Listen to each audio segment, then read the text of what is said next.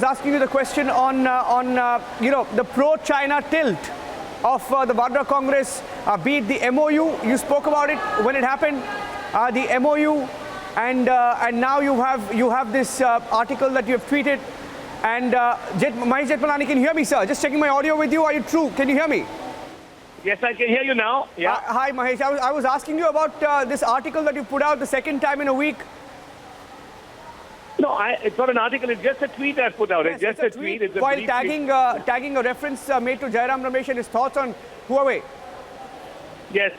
I mean, I wish I had made an article because there's so much material on this. But at the moment, a tweet will have to suffice.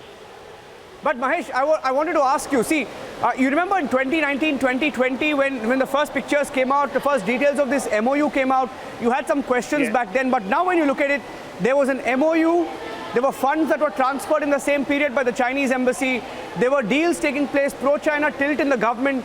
Do you believe there's much more? I believe there's much more. I believe there is much more. I believe there is much more to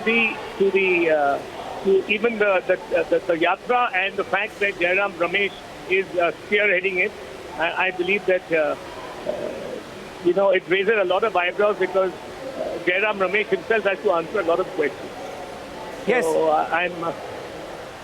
yes, go on. In 2010, Mahesh, in the article that you tagged, it's clear that even within his own party, Jairam Ramesh faced opposition on firms like Huawei setting up their unit in India, firms that have been deemed as national security threats in countries like America.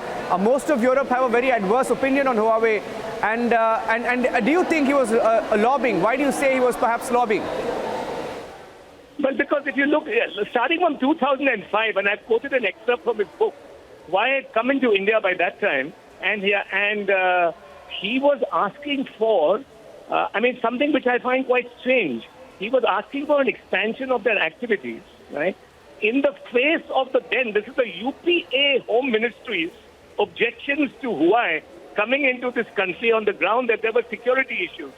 And he was actually ridiculing these objections of the UPA Home Ministry and saying that, they're exaggerated, and the word he used was paranoid in his book.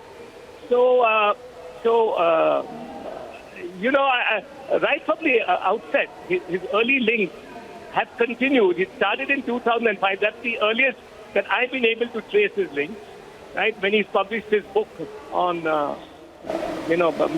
making sense of Chindia, right? Ever since then, this tenor continues in his association with Chinese companies and with China generally. Do you have more proof, Mahesh? It appears that you know something more, but you're not revealing it. Is there something more? Do you think it's something related to the MOU? You want a cooking gun? No. See, because nobody knows what's in the MOU, Mahesh. I will publish everything I know slowly. But do you know, is there more? Is there something more that you perhaps know? I'm not asking you to give out the details if you don't want to, but is there something more that you know that you feel is suspicious? Yes. Why are you putting it out in installments? In one word, yes. I'm waiting for Jairam Ramesh's response.